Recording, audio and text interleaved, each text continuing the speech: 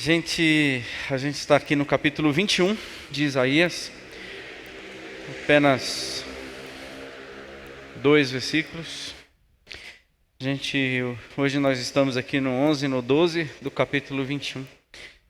Quero dizer para vocês, relembrar que nós estamos nessa caminhada de sentenças ainda, desde o capítulo 13 até o capítulo 23, só são sentenças do Senhor aos povos.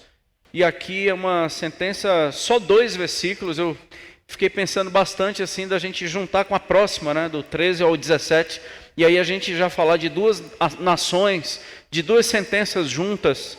Pegava do 11 ao 12 rapidão e depois do 13 ao 17. E nessa questão nesses momentos de estudar mesmo, preparando alguma coisa para nós, não para vocês. Eu não consegui passar para o versículo 13, então eu entendi que esses 2 versículos eram suficientes para nós hoje à noite, dadas as informações que eles contêm, não necessariamente a quantidade de versos, mas as informações que a gente pode tirar daqui e o que envolve isso aqui. Então eu entendi como sendo muito valioso para a gente parar e pensar, né? Então a profecia contra Edom, não sei se na sua Bíblia aí está sendo dividida os parágrafos, né? Se o versículo 11 e 12 estão de fato divididos aí na Bíblia de vocês. A partir do 13 já é outra divisão. Então é isso. Então tem essa...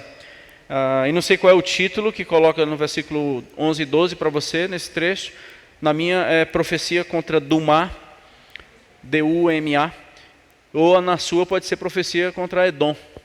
Não sei, algumas Bíblias colocam Edom e colocam Dumá, porque na verdade nós falaremos de Edom e não de Dumá. É isso que a gente vai ver. Coloquei uma proposta de tema, Alvorada da Esperança, e quero ler com vocês esses 2 versículos. Sentença contra Dumá. Gritam-me de Seir o seguinte: guarda, a que horas estamos da noite? Guarda, a que horas? Respondeu o guarda: vem amanhã e também à noite. Se quereis perguntar, perguntai. Voltai, vinde. Só esses 2 versos. Nessa versão aqui na Bíblia, na linguagem de hoje, se você quiser acompanhar, ela na linguagem de hoje, os versos ficam maiores, ela amplia um pouco mais o diálogo, diz assim: esta é a mensagem contra Edom. Na linguagem de hoje já fala Edom. Alguém me chama do país de Edom e diz: guarda, quanto falta para terminar a noite? Já dá um entendimento melhor nessa versão que a gente geralmente lê aqui. Guarda, quanto falta para terminar a noite? O guarda responde: amanhã vai chegar, mas à noite voltará outra vez. Se quiser perguntar de novo, volte, pergunte. Então, nessa linguagem aqui, na linguagem de hoje, o texto não sei se fica mais fácil a compreensão, mas ele amplia um pouco melhor. Por mais que sejam 2 versos, difícil a gente ter alguma coisa diferente, porque senão não seria uma nova tradução, seria já a interpretação. Mas numa outra tradução, a gente tem um ou outro detalhe que torna o texto mais compreensível. Então, mas a gente precisa saber, assim, por que nós estamos falando de edomitas, haja vista algumas outras versões já falar de Dumá. E nesse primeiro bloco, rapidão, passar para vocês algumas informações que vai trazer mais sentido quando a gente voltar por 2 textos propriamente ditos, para a gente tirar ensinos. Então, a Alvorada da Esperança, algumas informações importantes. Dumá significa uma expressão que pode apontar para silêncio. Então, é como se Isaías ele é o guarda. Quem lembra da aula anterior, ele está em sentinela, numa alta torre, vendo o que vem da Babilônia, ou o que representa a vitória sobre Babilônia. E agora, as pessoas de Edom estão perguntando, guarda, então possivelmente ainda nessa ideia de que Isaías tanto é o sentinela no trecho passado, como é o guarda agora, o vigia. Ele diz que está vindo de Dumá, ou seja, da região de silêncio vem um grito. dessa região sepulcral, dessa região que ninguém fala nada, porque esse silêncio se refere ao ambiente do silêncio. Tanto é que nesses textos de Salmo 94, 17 e o 115, 17, a região do silêncio é referindo-se à região dos mortos. Se você quiser conferir na sua Bíblia, esses dois textos de Salmo, é a região dos mortos, é a região do silêncio, de onde de lá não se ouve som nenhum. É a nossa familiaridade com os cemitérios. A gente vai em cemitérios, não tem som do ambiente do cemitério, dos sepulcros. Então, do mar é uma expressão que fala silêncio, mas relacionado a isso. Então, a gente já percebe que o grito de onde está saindo já é dessa região. Então, já amplia melhor a nossa compreensão do texto. Isaías está numa posição de guarda, de sentinela, e ouve um grito da região do silêncio. Então, já nos dá um entendimento melhor do texto. Por que que nós estamos falando de Edom? Haja vista não ter o nome em lugar nenhum aqui, só fala de Seir. Porque Seir, versículo 11, está vindo esse grito de Seir, é um monte edomita, é um monte de Edom. Moradores do monte Seir. A gente vai ver isso em 2 Crônicas 20, quando esses moradores do monte Seir, junto com mais duas nações, vêm lutar contra o povo de Israel.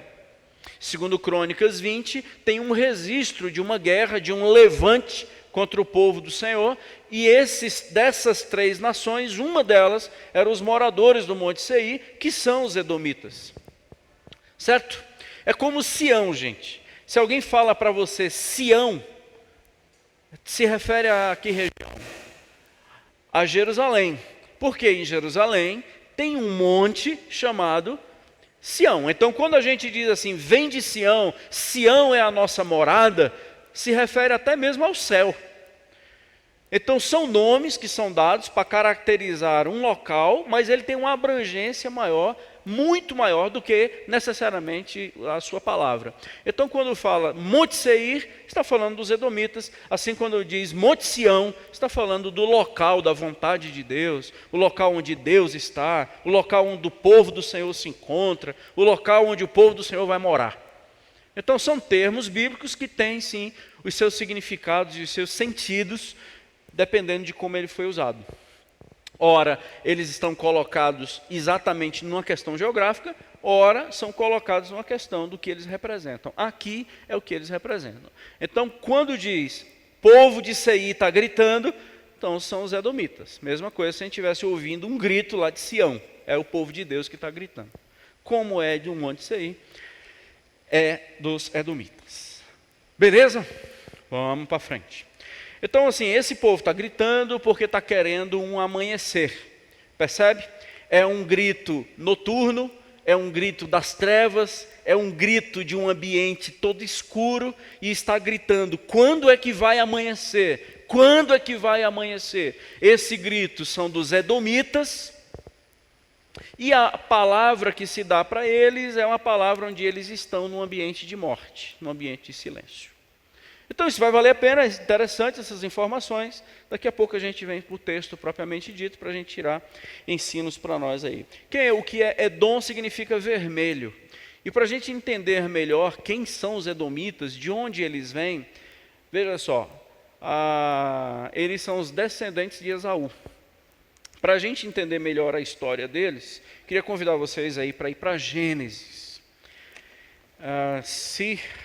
A gente ora aqui, pedindo para que o Senhor nos abençoe, e peço que você lute aí contra tudo, para que essa palavra faça muito sentido para todos nós. Gênesis 36, esse é o primeiro texto.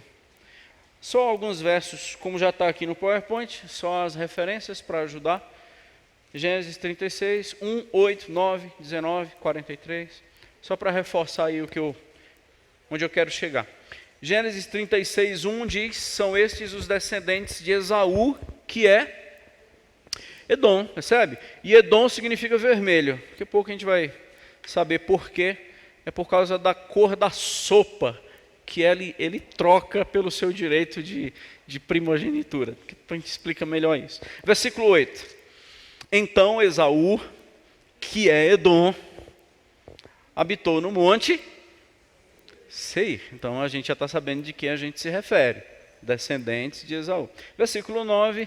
Esta é a descendência de Esaú, pai dos Edomitas, no monte Seir. A gente já está só fortalecendo isso que eu estou dizendo para vocês. Verso 19.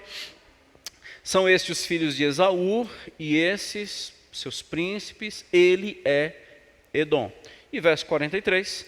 O príncipe Magdiel e o príncipe Irã, são estes os príncipes de Edom, segundo as suas habitações na terra da sua possessão. Este é Esaú, pai de Edom. Então, só aqui em Gênesis 36, vemos o quê? 5 versículos que confirma, sempre repetindo, que Esaú é o pai dos Edomitas, que Edom é Esaú. Esaú, ele recebeu como se fosse 2 nomes. Esaú, que é Edom, porque ele foi chamado assim, por ele ter vendido o seu direito de primogenitura. Aí, para a gente entender melhor essa história dele ter vendido o seu direito de primogenitura, vamos lá para Gênesis 25. Estamos em Gênesis 36, volte aí uma das páginas da sua Bíblia, venha para Gênesis 25. E espero ser feliz aqui na minha condição, e a gente vai ver que vai fazer muito sentido os 2 versos que temos a proposta de estudar hoje. Então, aqui no capítulo 25, a partir do versículo 19 até o 34, você vai ter a história de Esaú. A gente não vai ler tudo, eu apenas dei o endereço para vocês. Do 19 ao 34 tem a história de Esaú. Se você não é muito familiarizado com a Bíblia, Esaú e Jacó são 2 irmãos gêmeos. O pai deles é Isaac, e nada mais, nada menos do que netos de Abraão. Então, o homem forte do Antigo Testamento, o pai da fé, tem o seu filho chamado Isaac. Isaac, mesmo problema de gerar filhos, de ter filhos, só que no seu caso, Rebeca era estéril. E Isaac, ele ora ao Senhor, verso 21. Gênesis 25, verso 21, Isaac orou ao Senhor por sua mulher, porque ela era estéril, e o Senhor lhe ouviu as orações, e Rebeca, sua mulher, deu filhos. Os filhos, interessante, eles lutavam dentro dela. Então disse, se é assim, por que vivo eu? Ou seja, a mulher estava com gêmeos na barriga. Quem já passou por isso, filho chutando, não todo dia, mas o dia todo, e imagina 2. Então ela pedindo para morrer, porque ela não aguentava mais. Aí ela orou ao Senhor. E o Senhor responde Rebeca. Respondeu-lhe o Senhor, versículo 23, diz assim, 2 nações há no teu ventre. Não são 2 meninos, são 2 nações. 2 povos, nascidos de ti, se dividirão. Um povo será mais forte que o outro, o mais velho servirá ao mais moço. Isso acontecerá. Cumprindo os dias, para que desse à luz, eis que se achavam gêmeos no seu ventre. Saiu o primeiro, ruivo, todo revestido de pelo, por isso lhe chamaram Esaú. Esaú significa peludo. Depois nasceu o irmão, segurava a mão calcanhar de Esaú, por isso lhe chamou Jacó, que significa usurpador. Era Isaac de 60 anos quando Rebeca lhes deu à luz. Essa informação, 60 anos, é importante, porque no verso 20, Isaac de 40 anos, quando ele pegou Rebeca para ser sua esposa, ou seja, ele orou por quanto tempo? 20 anos. Quando ele começou a orar, até os meninos nascerem, 20 anos orando. Os meninos bem orados. Então, no versículo 30, acontece que Esaú, ele vende o seu direito de primogenitura. Verso 29 explica melhor. Jacó tinha feito um cozinhado, quando esmorecido veio do campo Esaú. Quem está esmorecido é Esaú. E lhe disse: peço que me deixes comer um pouco desse cozinhado vermelho, pois estou esmorecido. Daí se chama Edom. Está ficando claro, gente? Então, Edom significa vermelho. Quem são os edomitas? Os avermelhados. Só isso. Então, o termo Edom não significa muita coisa. Disse Jacó: vende-me o teu direito de primogenitura. E ele respondeu: estou ponto de morrer. Morrer de quê? Exausto, cansado, vem do campo, caçador. E o que vai me aproveitar de direito de primogenitura? Eu quero saber disso, quero é comer. Viu como às vezes a barriga fala mais alto que o juízo? Então disse Jacó: jura-me primeiro. E ele jurou e vendeu o direito de primogenitura a Jacó.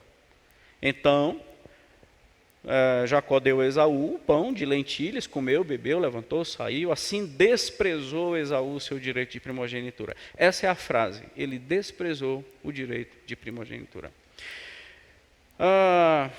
Os direitos de primogenitura incluíam muita coisa interessante. Já era conhecido, dá a entender que era conhecido o direito de primogenitura. A gente não encontra isso claro, mas dá a entender, supõe-se que os patriarcas sabiam disso, que um primogênito, além de ter uma porção dobrada da herança, então, na partida do pai, o primogênito ganhava o dobro, então isso já era um benefício, abriu mão disso. Ele também tinha uma implicação sacerdotal. Na partida do pai, o primogênito assumia o governo da casa, mas na responsabilidade de ser o sacerdote, entendendo que nessa época ainda não tinha se estabelecido a lei sacerdotal, tribo de Levi. Então, nesse direito de primogenitura, o mais velho representaria Deus para a sua família. Abrir mão disso é abrir mão de um projeto de Deus para esse homem, de que ele seria o porta-voz na ausência de Isaac. Se Isaac partisse, Esaú assumiria, porque ele era o primogênito. Abrir mão disso é não se preocupar com algumas organizações que Deus deu para ele, para a vida dele e para aqueles que se chamavam como seus, a partir de Abraão. Então, quando Esaú diz: eu não quero isso, mas ele já adulto, consciente do que ele estava abrindo mão por um prato de sopa, aqui, por ele ter desprezado o direito de primogenitura, não é um desprezo de ser o filho mais velho, mas é um desprezo de organizações que o Senhor já tinha começado a fazer. Então, quando a gente percebe esses movimentos na Bíblia, assim, não é por acaso que está registrado. Certinho? Então, e esses edomitas, esse povo, ele se levanta contra o Senhor de uma forma assim. Por exemplo, a gente tem vários textos, mas olha o que diz no Salmo 137, versículo 7, né? Contra os filhos de Edom, o salmista está dizendo: lembra deles, Senhor, no dia de Jerusalém. Ou seja, no dia que o Senhor vier acertar contas, não esquece do povo de Edom, não. Pois eles diziam: arrasai, arrasai até os fundamentos. Ou seja, sempre um levantar dos edomitas contra aquilo que era de Deus. Aqui, no caso, Jerusalém. Tranquilo até aqui, gente? Boa. Para entender? Agora nós vamos para o nosso texto lá de Isaías. A gente já entendeu a história, já sabe de onde veio os edomitas, já sabe como foi que eles começaram, quem é o pai deles, como foi que esse povo foi gerado, onde foi que eles foram gerados, e assim vai. E não somente Isaías. Se você tiver como informação, Jeremias, Amós, Ezequiel, Malaquias, todos fazem denúncias contra os edomitas. E para sua informação, o livro de Obadias, que é somente um capítulo, é só para os edomitas. É só uma palavra para os edomitas, que são irmãos, gente. Porque são irmãos gêmeos. Jacó se transformou em Israel. Quem é o pai das 12 tribos? Israel. Quem é o tio das 12 tribos? Esaú. Os edomitas. Então assim, Maranhão. É parente. E essa sentença é muito interessante. Essa aula é muito interessante para nós, porque os edomitas eles têm uma representação que vale a pena a gente tirar lições hoje, né? Então é isso. Eu queria compartilhar com vocês, em primeiro lugar, os edomitas de hoje. Os edomitas eles deixaram de existir, eles sumiram. Eu acho ali por volta do ano 100 depois de Cristo. Não sei se eu estou certo. Existem algumas diferenças, mas ali depois que Jerusalém foi destruída no ano 70 depois de Cristo, então acho que por volta de meados do ano 100 já não existia mais alguém que se identificasse edomita. Mas quem são os edomitas hoje? Quais são as características de um edomita hoje? Vou te dar algumas sugestões, se você concorda comigo. Eles nasceram em ambientes da promessa. Os edomitas são aqueles que nasceram em casa cristã, filho de crente. Os edomitas, eles têm pai crente e avô crente.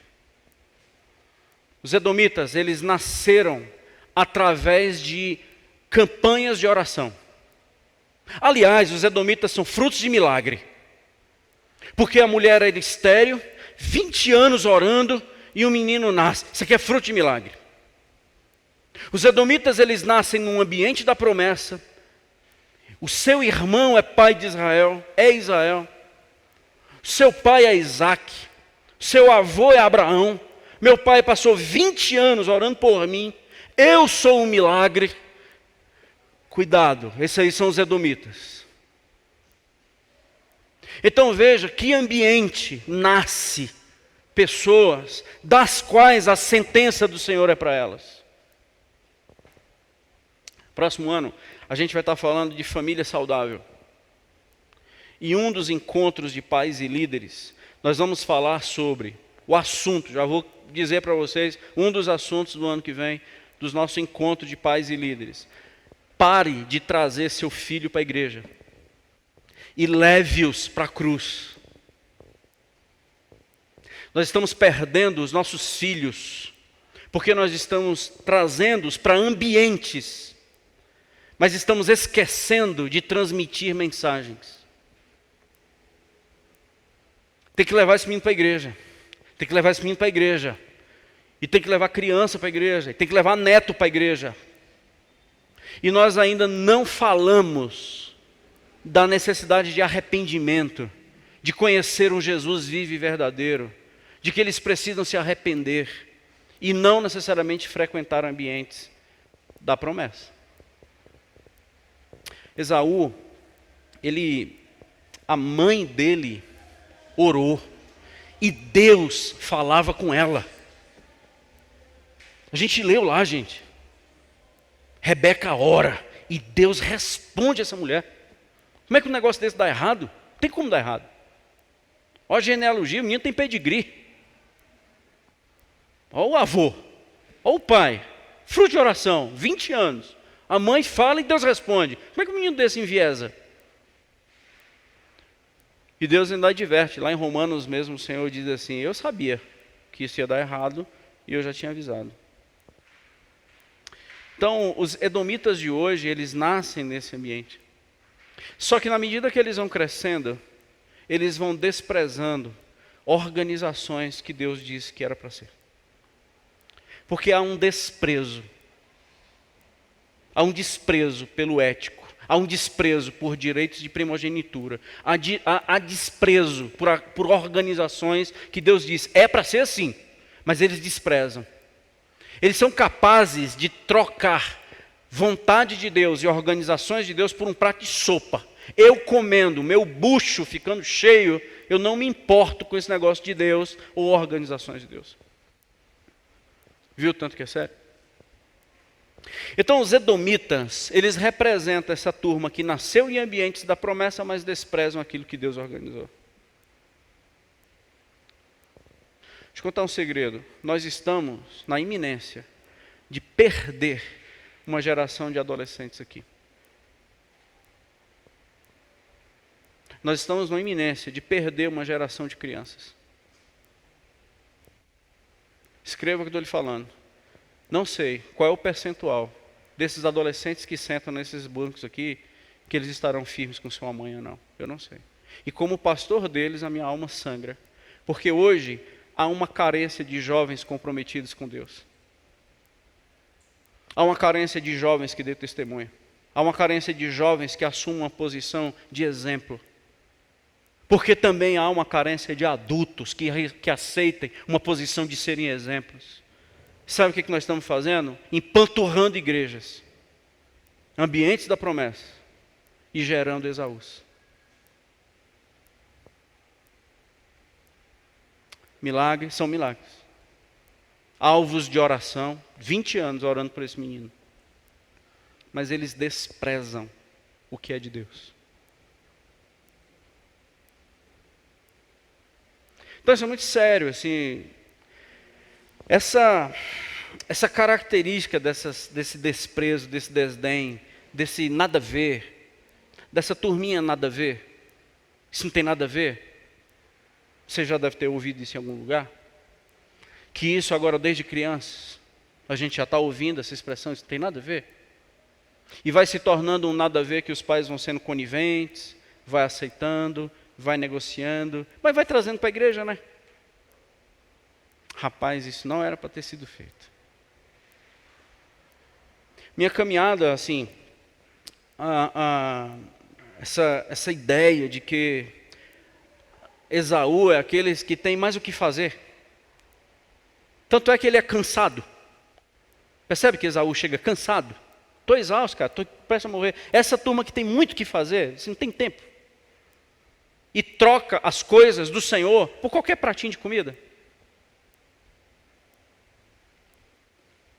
Assim, as coisas que Deus organizou, as coisas que Deus definiu, esse jeito que Deus disse que era assim para a gente viver, e não importava se a gente ia concordar ou não, se a gente ia gostar ou não, se a gente está cansado ou não, seria essa a organização que Deus deu, mas a resposta é desprezo. Gente, isso é muito sério. Esses são os edomitas de hoje.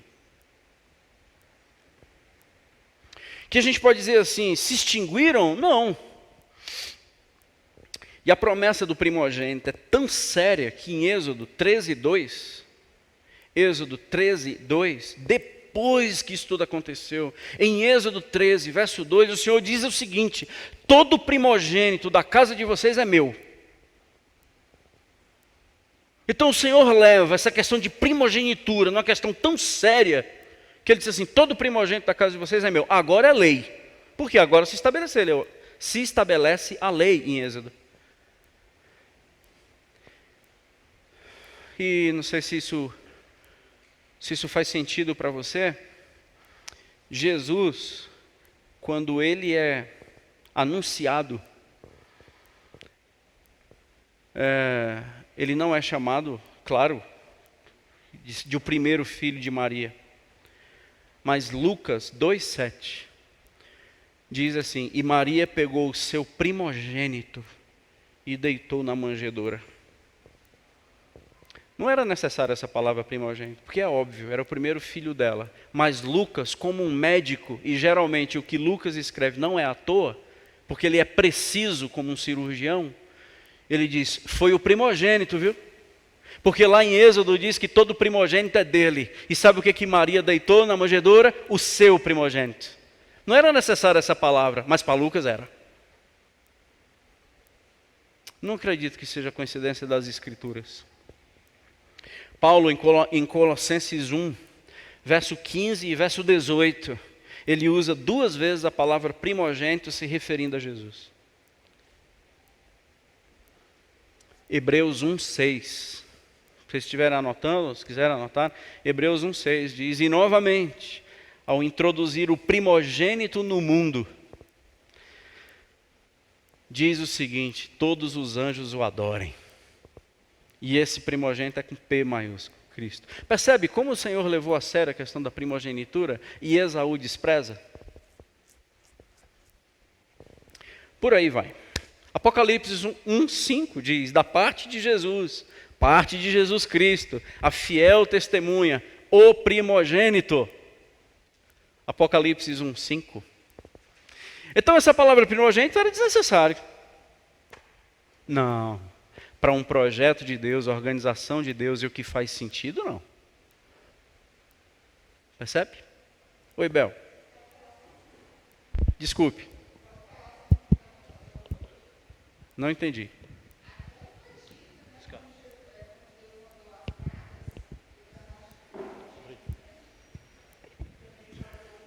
Boa. Isso. Até no Egito, a sentença, que pode ficar aí, fica contigo, porque se alguém quiser pergunta, pega com a Isabel o microfone. E a gente só vai usar o microfone, gente, por causa das pessoas que estão nos acompanhando em casa, aí para ouvir essa pergunta. O que a Isabel falou foi que até no Egito, a última praga, a 10ª praga, tocou em quem? Nos primogênitos. E qual era a marca do sangue? Ia preservar quem? Os primogênitos. Muito bem. Qual é o... desculpa. E qual é o substituto legítimo para quando eu desprezo as coisas de Deus?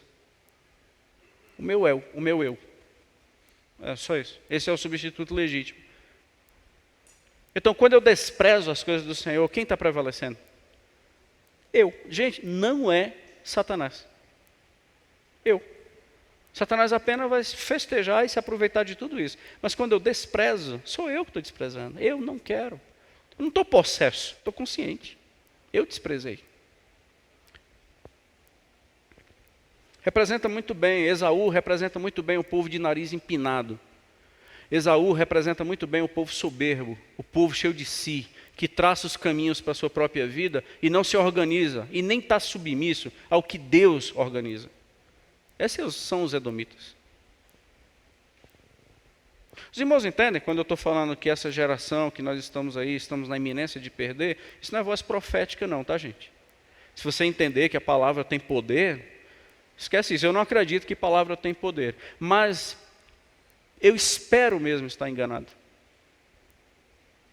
Eu espero mesmo estar enganado. Porque na minha trajetória, eu me percebo desde criança, convertido, eu nunca vi uma geração tão cínica. Nunca tinha visto uma geração tão cínica com as coisas do Senhor. Com tanto desdém. Pais tão cansados e desprezarem coisas tão valiosas. Nunca tinha visto. Hoje eu vejo isso assim, bombando. Então eu acho que os edomitas não morreram. Agora é profético. Os edomitas não morreram. Segundo, esse ensino que eu tiro é do pessoal que está gritando de noite. Esse pessoal que está gritando e o seu ambiente é de trevas. Esse pessoal que está gritando e o seu ambiente é de escuridão. Não consegue ver nada, não consegue enxergar nada. A pergunta é, essa noite vai acabar? Guarda, a gente pode voltar para o nosso texto de Isaías, vamos ficar lá agora. Verso 11, verso 12 de Isaías 21.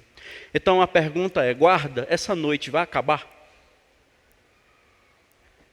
Entendem por que estão vivendo na escuridão? Entendem por que as trevas imperaram? Por causa do eu absoluto. E não há possibilidade de enxergar a luz quando sou eu que dou as cartas para a minha vida. Não é possível. É só trevas. Eu não sei para onde eu vou, eu não sei que direção eu estou tomando. É cabeça na parede todo dia, porque não há luz na minha vida. A tua palavra é luz e lâmpada para os meus caminhos. Quando não tem palavra, não tem nem lâmpada nem luz. Tira a lâmpada e tira a luz, o que fica? Trevas. E o que são trevas? Ausência de luz. Só isso. Por que a noite não passa? Porque a luz não está presente. Só por isso. Então, quando é que essa noite vai acabar? A pergunta é, quando é que a gente vai ver o primeiro raiar da luz do sol? Quando é que vai ter uma alvorada da esperança? Quando é que a gente vai voltar a ter luz de novo na minha vida? Quando é que eu começo a ter brilho de novo? Guarda, por favor, pastor, por favor, me diga, quando é que as trevas do meu coração vão ser dissipadas? Isaías, por favor, quando que essa noite na minha vida vai acabar? Então esse é o grito, que está vindo de onde? Do regilão do silêncio. Do silêncio, silêncio igual um cemitério. Quem está gritando? Os edomitas, no seu monte, presunçoso, prepotente e um povo que despreza aquilo que Deus organizou. E eles estão querendo o quê? Estão querendo luz. Começa a fazer sentido? Aí, e eles precisam voltar a ouvir uma verdade muito dura. Eles precisam ouvir uma coisa muito dura. Virá a luz, mas em reboque com essa luz, virá uma noite. Cara, vai amanhecer. Eu te digo que vai amanhecer, mas a noite vai vir de novo. Ou seja, respondeu o guarda, versículo 12, vem amanhã, mas também à noite. Ou seja, entendeu, gente? As trevas não acabam. Alguém acendeu uma vela, já já ela apaga. Mas ainda não é a luz que todos nós necessitamos. Ainda não é a luz que todos nós carecemos. Ainda não é esta luz. Porque as trevas vai ser cíclica. A festinha acabou. A bênção acabou. A alegria sumiu, voltou trevas. O sonho acabou, voltou trevas. Passei, mas as trevas não saíram, não foi? Saíram ou não? Casou, não casou? Casei, mas as trevas não saíram, não foi? Não saiu não.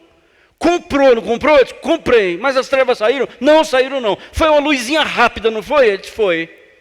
O filho nasceu, não nasceu? Nasceu. Mas as trevas não veio a reboque? Vieram. Porque depois da criança veio a depressão. Mas não era a criança que você queria? Era, mas eu pensava que era isso que eu queria. Mas na verdade o que eu preciso é de uma iluminação. Porque eu vou ter que criar essa criança agora em trevas. Guarda, quando é que vai começar o dia? No seu caso, vem uma manhã, mas a noite está vindo junto. No seu caso. O culto iluminou, não iluminou? A gente se iluminou, mas na segunda-feira impera as trevas de novo. Não é verdade? Isso é verdade. Domingo aqui foi uma bênção, não foi? Você chorou, festejou, não foi? Foi. Tomou decisão, não tomou? Disse, tomei. Vingou? Disse, não. Segunda-feira eu estava de novo na mesma tristeza. Deixa eu te contar só um segredo. Isso geralmente está associado à soberba. Você quebra, mas não quebranta. E quebrar é fácil, quebrantar é que é complicado. Então essa resposta é muito dura. A sua vida é trevas em ciclo. Essa resposta que Isaías dá aos edomitas é muito dura. Não vai ter festa, não vai ter luz. Quando Jesus está falando com a mulher samaritana, aí aqui eu quero entrar para a gente concluir. Quando Jesus está falando com a mulher samaritana em João 4, se você quiser acompanhar, mas João 4, 13 e 14, aí aqui vai fazer sentido. João 4, 13 e 14.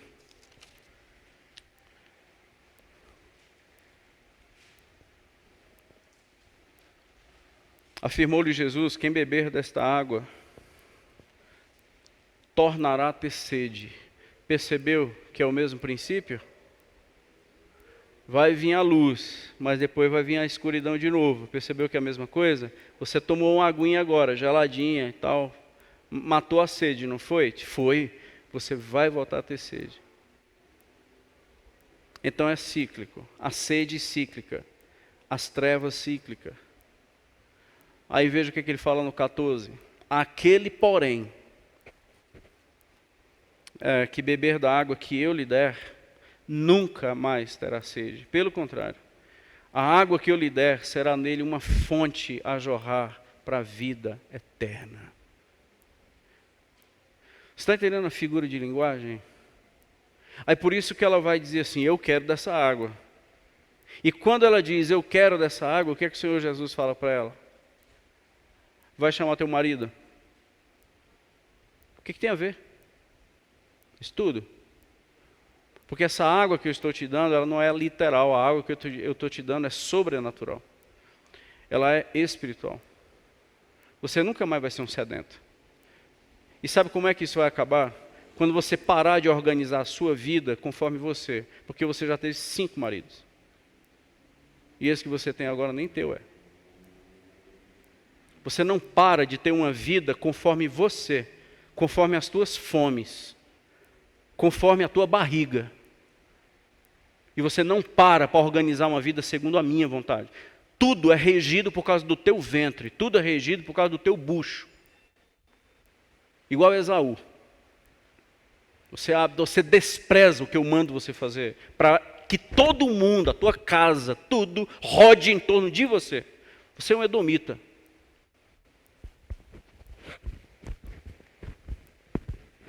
Aleluia, irmãos. Glória a Deus. E quando eu digo você, não é você. Entendeu? Você é alguém aí. Mas não é a gente. Quando a gente está percebendo agora do que Jesus está falando, a gente sabe do que Isaías está dizendo. E não sei se vocês lembram, mas o tema da mensagem hoje é a alvorada da esperança. A alvorada porque esse povo está em trevas. E eu vejo uma palavra de esperança quando Isaías fala para esse povo. Vai vir trevas de novo, vai vir noite de novo. Mas assim, se vocês quiserem, perguntem de novo. Vinde. Se vocês quiserem perguntar, voltem. Não desiste não. Porque eu sei que vai chegar uma hora que você não vai aguentar estas trevas cíclicas. Eu sei que vai chegar uma hora que você não vai aguentar essa sede que não acaba. Volta para perguntar. Aí, gente, que essa história termina de forma extraordinária. Embora aquele que seja incapaz de oferecer-lhes muito consolo, não dá para consolar esse povo, traz esperança. Deu para entender? Esse povo que está em trevas, esse povo que está num ambiente do silêncio, não tem consolo, tem esperança. Não há tapinha nas costas, não há enganação, não há tenha fé que vai passar, não vai passar, as trevas vão voltar. Não adianta os movimentos religiosos. As trevas virão daqui a pouco, cara. Mas eu tenho a palavra de esperança. Mas essa palavra de esperança vai depender do teu retorno. Volta e pergunta de novo. Pergunta de novo quando é que vai ter luz. Sabe quando é que foi dada a resposta? Em João capítulo 1. A luz veio. A luz veio. Eu sou a luz do mundo. A luz veio. Volta para perguntar de novo. Porque um dia a luz da tua vida virá de forma definitiva. A luz veio. O cumprimento de Isaías capítulo 9 aconteceu. O povo que andava em trevas viu maravilhosa luz. Sabe, gente boa, Herodes, possivelmente Herodes, ele era da tradição, ele era da genealogia dos edomitas. Herodes. E se você quiser acompanhar comigo, agora eu queria ficar só em alguns textos aqui do Novo Testamento, para a gente. Lucas capítulo 23, por exemplo. Lucas capítulo 23. Por favor, eu não estou querendo dizer que é só por causa desta palavra, não. De jeito nenhum. Mas alguns estudiosos, como Flávio Joséfo, por exemplo, se você gosta de estudar história, ele assegura que os Herodes, que Herodes não é nome, Herodes era um título, eles vieram da região da Idumeia, que são dos edomitas. Olha só, Lucas 23, 11.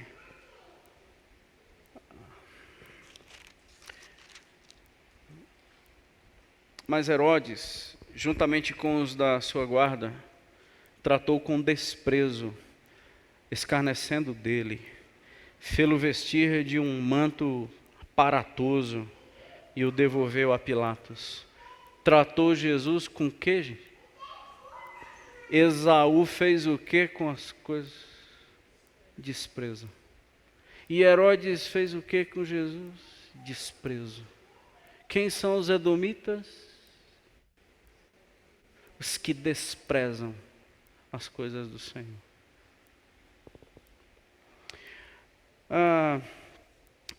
Rapidão. Idumeia é Edom. Porque quando começou a prevalecer a língua grega, e eles começaram a registrar o nome das cidades, prevaleceu os nomes gregos. Então, Idumeia é a cidade de Edom. Tá bom? Galileia, cidade dos galileus. Judeia, cidade dos judeus. Então, esta terminação final indica a cidade de. Boa? Por favor, Marcos, capítulo 3. Marcos, capítulo 3, verso 7 ao verso 8.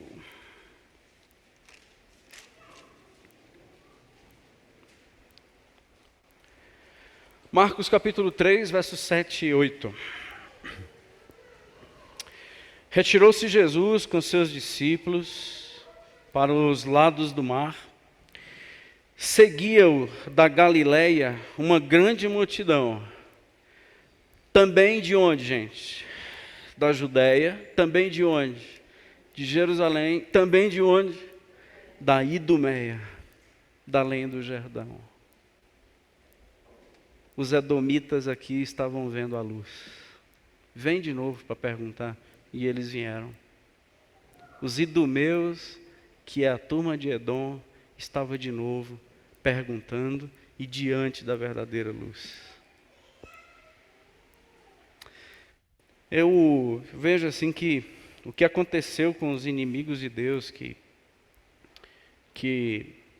estavam perguntando, quando é que a gente vai ter luz nas nossas vidas? A resposta está em João. A luz veio. A questão é quem vai amar a luz ou quem vai amar as trevas. E como fala em João, diz, eu vim, mas eles amaram mais as trevas do que a luz. A luz veio, mas eles amaram mais as trevas do que a luz. E nós? Mesmo, gente, mesmo sendo edomitas hoje, mesmo hoje a gente se reconhecendo como edomita. Caramba, não pode dizer caraca na transmissão. Mas caramba, eu fui desnudado hoje, eu sou um edomita. Mas só que os edomitas hoje, eles estão ouvindo o Senhor. Então você que está acompanhando pela internet, ou você aqui ou nós. Mas hoje a gente está junto com o povo da Galiléia, com o povo de Jerusalém. Os edomitas estão lá. E eles estão diante de um Jesus vivo e verdadeiro. E essa luz é verdadeira, essa luz é verdadeira. Até que enfim chegou. Até que enfim chegou. Não é religião, não é uma cidade, não é Jerusalém ou é o Monte Seir, não é Sião, não é Edom. É Jesus Cristo de Nazaré. É Ele a luz do mundo. E o que eu preciso é de Jesus em mim. E não sou mais eu quem vive, mas Ele tem que viver em mim. É essa luz que eu tanto preciso. Veja só como faz sentido. A alvorada da esperança. João 1, aqui eu coloquei todos os textos no PowerPoint.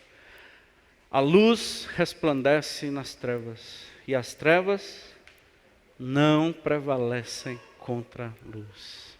João 3,19, o julgamento é este, como eu citei aqui agora. A luz veio ao mundo, e os homens amaram, mas as trevas do que a luz, por uma simples razão.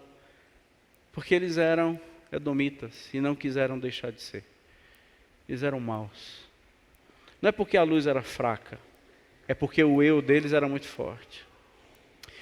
João 8,12, de novo lhes falava Jesus dizendo: eu sou a luz do mundo, quem me segue não andará nas trevas, pelo contrário, terá luz da vida. A mesma coisa, a água que nunca mais vai faltar, a luz que nunca mais vai se apagar.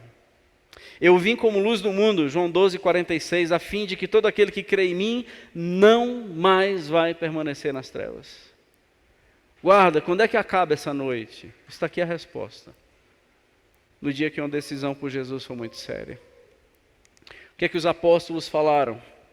Aqui é o último. Efésios 5,8. Outrora eras trevas, porém agora sois luz no Senhor. Andai como filhos da luz. Vocês não têm a luz do, vocês são luz no Senhor. Colossenses 1,13, ele nos libertou do império das trevas, porque todos nós éramos edomitas um dia. E ele nos transportou para o reino do Filho do seu amor. 1 Tessalonicenses 5,4, mas vós, irmãos, não estáis em trevas, para que esse dia, ou seja, a volta de Jesus, seja como um ladrão e vos apanhe como surpresa. Vocês não andam mais em trevas para se apavorar se Jesus está perto ou longe. Vocês são do dia. 1 Tessalonicenses 5,5, né? Portanto, vós todos sois filhos da luz e filhos do dia. Nós não somos da noite nem das trevas. Guarda, quando é que vai começar o dia? Nós já tivemos essa resposta, louvado seja o nome do Senhor. E a nossa noite nunca mais vai ser noite, porque nós nunca mais deixaremos de ter luz. 1 Pedro 2,9, vós, porém, sois raça eleita. Aqui está o propósito das nossas vidas, sacerdócio real. Entende como Esaú não quis assumir o papel sacerdotal? Vocês são sacerdotes reais. Vocês são nação santa. Vocês são povo de propriedade exclusiva de Deus. A fim de quê? A fim de proclamar as virtudes daquele que nos chamou das trevas para a sua maravilhosa luz. Aqui está o nosso projeto de vida. A gente vai falar daquele que mudou a nossa história, que antes nós andávamos e vivíamos e morávamos em sepulcros, e dos sepulcros a gente gritava: quando é que vai acabar a minha noite? E um dia a luz veio na nossa história, e a gente conhece o Jesus vivo e verdadeiro, que a gente não sabe mais o que são trevas. Então mudou tudo. Então, na verdade, gente, esse estudo de Isaías, assim, joga a luz para frente, joga a luz para trás, joga a luz dentro de nós. E nos faz apontar caminhos de vida, somente caminhos de vida. Por isso que eu entendi que 2 versículos para nós seria muito para hoje à noite. E não juntar com a sentença para a Arábia, que será para quinta-feira que vem. Vale a pena nós estudarmos as Escrituras. Vale a pena a gente saber o tanto que Deus mexe com a gente com 2 versículos. Vale a pena a gente saber o tanto que Deus pode mudar em nós com uma sentença. Quando é que vai acabar essas trevas dentro de mim? Quem sabe a gente está fazendo essa pergunta hoje? E há uma resposta aqui. Você está perguntando de novo? Estou. Mas agora é verdadeiro? Mas agora é legítima a pergunta? Porque se agora é o vinde que você está respondendo, então essas trevas vão se dissipar. Porque Jesus veio. Agora não é mais uma igreja. Agora não é a igreja certa. Está atrás de igreja certa. Igreja certa somos nós. Agora não é mais o pastor correto. Agora não é mais um ambiente propício. Agora é um Jesus vivo e verdadeiro que eu conheci através da igreja correta e do pastor correto. Mas agora eu entendi as virtudes dele. Não mais do ambiente, não mais da pessoa, mas dele. Amém, gente? Glória a Deus.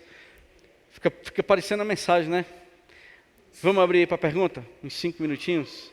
Pastor, pensando que foi falado sobre Esaú, naquele momento do trocar a primogenitura por um prato de comida, alguns anos atrás eu pensava que eu estaria em pecado quando eu fizesse alguma coisa, ou matasse, ou roubasse. Sim. Mas de uns anos para cá, eu venho estudando, para mim agora pecado seria talvez o eu. Isso. Se for o eu, pensando, os irmãos que estão hoje na igreja, que vêm a Jesus Cristo, e só vêm para pedir coisas do seu interesse, por acaso isso não seria hoje talvez os edomitas? Isso. Seria a minha pergunta. Isso, são. Quando eu faço do grito noturno a minha saída da luz, mas sem interesse da verdadeira luz, eu só quero resolver a minha situação, quando é que eu vou sair dessas trevas? Eu não estou interessado na verdadeira luz, eu estou querendo resolver a minha situação. E por mais que sejam muito parecidos, são coisas distintas. Porque quando eu estou querendo resolver a minha situação, eu não estou preocupado em obedecer, em me submeter e em morrer. Eu estou querendo resolver a minha situação das trevas. E a situação das trevas, nossa, são várias, como os nossos interesses pessoais. As trevas hoje pode ser um ente querido que está passando por uma doença muito séria. As trevas hoje pode ser um divórcio. As trevas hoje pode ser uma solidão, pode ser uma doença. Oh Deus, quando é que vai começar a luz na minha vida? Mas não era essa a pergunta. Volta de novo para você perguntar. Porque aí eu começo a descobrir qual é a verdadeira luz, independente da minha situação e do meu quadro. Hoje, a maioria das igrejas estão sendo lotadas por pessoas que querem resolver a sua situação. E não se submeter. São edomitas. Infelizmente. Estão no ambiente de promessa, são alvos de oração, mas desprezam a obediência, uma vida organizada por Deus. Deus é apenas uma força para resolver os meus problemas. E não um Senhor a quem eu adore. E preste atenção, gente, Deus pode ser Maradona, viu? Porque Deus é um adesivo que você coloca em que você quiser. O Senhor, Yahvé, aí já não é adesivo, aí já é uma pessoa. Então não se apavore quando a Argentina ou argentinos têm Maradona por Deus. Porque nós temos os nossos. Oxalá que não. Deus abençoe que não. Que a gente não tem os nossos deuses. Mas muitos de nós temos sim uma usina de idolatrias dentro de nós. E a gente vai adesivando como Deus. São edomitas. Boa noite, pastor. Tem um versículo que foi citado hoje aqui, que está lá em João, que sempre, quando eu vi esse versículo, mexeu um pouco comigo em relação a... Quando eu vi esse versículo, eu passei a não acreditar mais em ex-convertido e ex-regenerado, que é o versículo de João capítulo 4, versículo 13 e 14, que afirma, né? Jesus afirmou, quem beber dessa água, que é a água física, né, ali naquele momento, que beber dessa água terá sede outra vez. Aquele, porém, que beber da água que eu lhe der, nunca mais terá sede. Ao contrário, a água que eu lhe der, tornar-se-á nele uma fonte de água jorrando para a vida eterna. Uhum. Aí eu acabo associando também a graça irresistível do Senhor e ao fato de não acreditar em ex-regenerado e em ex-convertido, porque quem experimentou de verdade da água da vida, que nem Jesus disse aqui, não volta a ter sede novamente, e essa água acaba o levando para, no caso, para a eternidade, né? É errado esse pensamento? Não. É precipitado? Muita gente pensa como você. Não existe desviados. Existem pessoas que frequentaram ambientes de promessa, mas nunca foram, nunca deixaram de ser edomitas. Muita gente que pensa igual a você. Já outra linha entende que há os desviados e eles podem ser restaurados. É apenas uma teoria, é uma linha de pensamento. Porque tem outros, o próprio povo de Israel, ele vai dizer uma linha contrária. Eu digo assim, quem pensa diferente de você? Mas o povo de Israel, o Senhor disse que estava tudo acabado, mas aí veio para os israelitas para que eles pudessem. Aí entendem que o povo de Israel era convertido, só tinham se desviado. Não está errado o que você está falando, não. Eu não acho que você esteja errado. Mas, por exemplo, tem pessoas que pensam que apóstata era aquele que era e deixou de ser. Não era o que nunca foi. Porque quem nunca foi não é apóstata. Entendeu? Aí tem gente que vai pensar diferente. Mas eu não tenho nenhuma dificuldade de pensar igual a você, não. Eu tenho muita dificuldade de trabalhar com desviado. Assim, particularmente. Que hoje está cuspindo em tudo. Que é santo, que é do Senhor e está cuspindo em tudo. Não é possível que essa pessoa tenha conhecido o Senhor. Aprendeu a cantar uns 2 hinos aí, mas conhecer o Senhor é muito difícil. Eu não tenho muita dificuldade de pensar igual a você, não. Eu só não sei se eu estou plenamente certo, porque tem a outra forma de pensar, que são os apóstatas, por exemplo. Fala, Marcelo. É só um comentário aqui na internet, pastor. O irmão Marcos Andrade. Lá do Rio. Mateus 6:24 faz todo sentido para mim. Não dá para amar a Deus e o dinheiro. No verso 33 diz: busque o seu reino e a sua justiça, e as outras coisas vos serão acrescentadas. Aprendemos a viver em Cristo a cada dia. Apenas um comentário para contribuir. Ok, boa. Só uma correção de Mateus: buscar em primeiro lugar o seu reino e a sua justiça, e estas coisas vos serão acrescentadas, não as demais coisas. E estas coisas exige você saber o texto. É comida, bebida e roupa. É só isso que Deus promete. Então qualquer coisa além disso não faz parte da promessa. Então, desculpa, mas ele só está prometendo. E está falando de ansiedade o texto, viu? Mas ele diz: está garantido o que comer, o que beber, o que vestir. Busque em primeiro lugar o meu reino e a minha justiça, e estas coisas vão ser acrescentadas. Então, não se preocupe com o que você vai comer. Mas o restante, estude e trabalhe. E não é comigo, não. Então, assim, as demais coisas, as outras coisas, não te prometi isso. Né? Porque senão vira jogo. Eu busco o Senhor e Ele me dá todas as outras coisas. Rapaz, isso aí é um bom negócio. Então, esse não é um texto da negociação. Muitas pessoas, não somente o Marcos, mas muitas pessoas professam esse versículo e falam esse versículo errado. Buscar em primeiro lugar o seu reino e a sua justiça, e as demais coisas vos serão acrescentadas. Esse texto não existe. Mateus 6:33. Buscai, pois, em primeiro lugar o seu reino e a sua justiça, e estas coisas vos serão acrescentadas. Deus abençoe.